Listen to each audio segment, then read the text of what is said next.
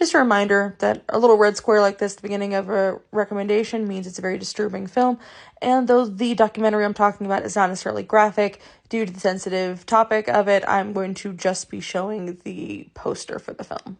The Japanese documentary is a unique look at the inner workings of a cult, not in the lead up to a horrific event like, say, the Heaven's Gate documentary on Max or some Jonestown documentaries, but actually in the aftermath of a horrific event.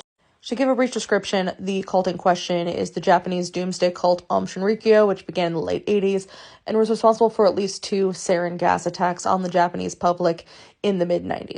Now, this documentary is filmed after that, after the cult leader Shoko Asahara and all of the people that were involved in the attacks have already been arrested, and we're seeing what is left.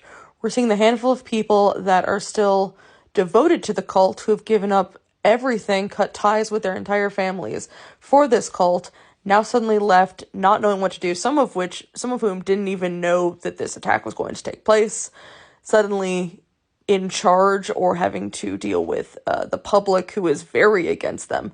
And it's a really interesting look at these people who seem intelligent and reasonable, and watching exactly how they can still manage to reason within themselves to remain here and to still stay loyal to this group. Now, I wouldn't necessarily recommend this documentary to someone who just wants to learn about what happened in Aum Shinrikyo and the attacks and things like that.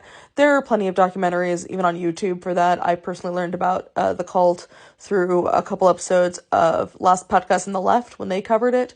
This is more of either a companion piece to knowing about the cult or just a look at how a seemingly reasonable person can become so unreasonable that they would either be capable of horrible things like this or be able to overlook something like this and still remain loyal to a man who would do something this crazy. It is really, really interesting. I highly recommend it if you can handle something like this. It's not for everyone. It is long and kind of slow, but I found it very interesting.